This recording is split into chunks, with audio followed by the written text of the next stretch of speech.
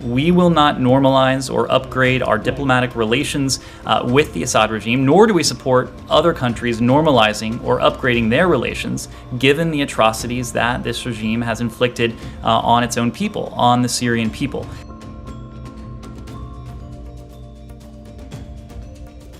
On the 3rd of October, the Jordanian king Abdullah contacted the head of the Syrian government, President Bashar al-Assad, which was the first of its kind since 2011. King Abdullah also said he'd encourage Arab countries who are reluctant to restore their relations with Assad. The Emirati Foreign Minister Abdullah bin Zayed visited al-Assad in Damascus on November the 9th to accelerate the pace of Arab normalization with the president of Syria. And just a few days ago, Algerian Foreign Minister Ramtain Lamamra said that his country, which will host the upcoming Arab League summit, is looking for an Arab consensus to ensure Syria returns to the Arab League. However, Qatar rejects normalization. The Qatari Foreign Ministry announced that it doesn't intend to normalize its relations with Assad at this stage. In a joint conference with the United States Department in Washington, Qatari Foreign Minister Mohammed bin Abdullah Al Thani said that Qatar is not looking to normalize ties with Syria, and it hopes that other countries in the region will not take any steps towards Assad. That countries will be discouraged from taking further steps with the Syrian regime in order not to undermine the misery of the Syrian people who are what they are living in right now. The Egyptian government doesn't know what to do. Accept Assad or side with the Americans and the Qataris. Egyptian Foreign Minister Shukri, during a press conference in Washington on November the 10th, said there are no plans for a visit by an Egyptian delegation headed by the Foreign Ministry to Syria at this present time. However, in a press conference with his Russian counterpart Sergei Lavrov in Moscow on October the 4th, Shukri said that Egypt is keen for Syria to emerge from its crisis and considers it an integral part of Arab national security.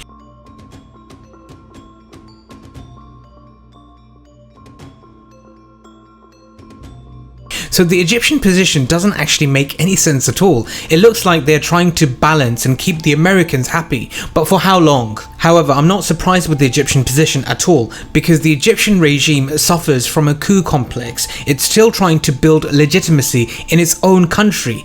Egypt is unable to take positions that would anger the Americans or the European countries. And all this calls into question the future of the Arab League.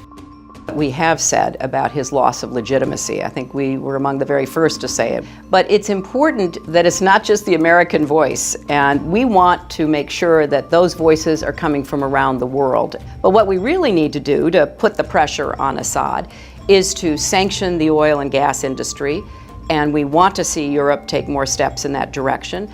And we want to see China take steps with us. We want to see India, because India and China have large energy investments inside of Syria. The situation right now today truly shows the victory of Russia, Iran and the government of Bashar al-Assad over these Arab regimes. After all, these are the Arab regimes which funded the war in Syria through the blessings of the United States. These guys are the ones who recruited radicals from Europe and Central Asia in the name of religion and end times battle in Syria, where they'd meet Jesus, peace be upon him. And today, these are the very same countries ready to normalize ties with Assad.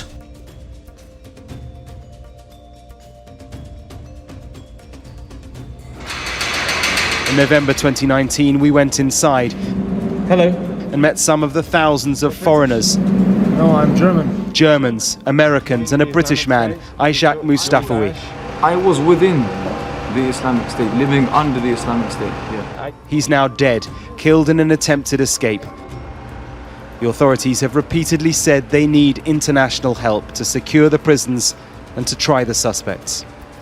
The woman overseeing the thousands of trials that need to take place asked that her identity and her voice be changed. Through a translator, she said that if countries won't take their people back, an international court must be set up here in Syria.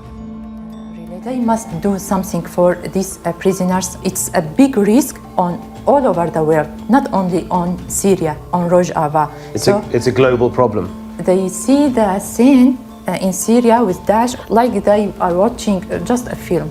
just a short film, and they don't regard to their risk on the people all over the world.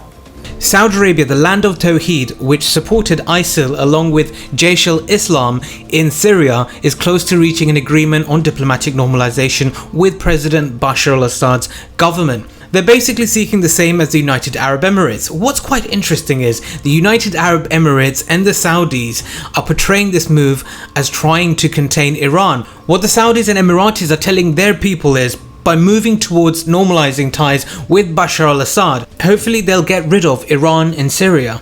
However, according to the leader of Hezbollah, Syed Nasrallah, the resistant factions aren't going anywhere. Nasrallah said, the fact that the United Arab Emirates foreign minister went to Syria means the acceptance of Syria's victory. Nasrallah said it truly highlights the defeat of the American terrorist project in Syria. It's the defeat of the Arab leaders who went against Assad in Syria. Israel and the United States want Iran to leave Syria, but according to them, Russia can stay. Tehran has invested billions of dollars in Syria. It hasn't done so in order to withdraw in response to demands from Moscow or Washington or anyone else. The Iranian presence in Syria is far more complicated than what the Arab regimes are portraying, and Russia's ability to influence Tehran's decision in Syria is limited. Tehran and Damascus will sign a trade deal later this month in the Syrian capital, according to the trade promotion organization, the TPO of Iran. And it's not just Syria and Iran signing the deal, but also Pakistan and Venezuela are mentioned in the equation. So I think it's quite safe to say that Iran isn't going anywhere anytime soon. Folks, you see, Allah the Most Merciful has ways to expose these Arab regimes of the Persian Gulf and their allies like Egypt. These regimes are only powerful due to blessings from the United States. Their leaders don't really believe in God, but are ready to fund extremists who do. It's all been a war for resources, and sadly, the Wahhabis have been used time and time again. Just remember, in global politics, there's no permanent enemies and no permanent friends, only permanent interests. I wish Shamima Begum knew about this before she decided to become a bride out there for the so-called holy fighters of the so-called Islamic State. Over and out.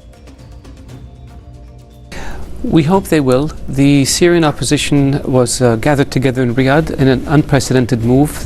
All of the factions were represented. They agreed on a platform, on a vision for Syria. They agreed on what the new Syria should look like and the process for getting there. And they picked their negotiating team. And so now they're ready. It is the regime of Bashar al-Assad that has been dragging its feet and says it's ready. Well, we will see. It has said many things before that it didn't comply with. We hope that the talks will begin on the 25th, so we can launch the process that will lead to the establishment of an interim governing council that will assume power from the Bashar regime and that will then move towards writing a new constitution and having elections. And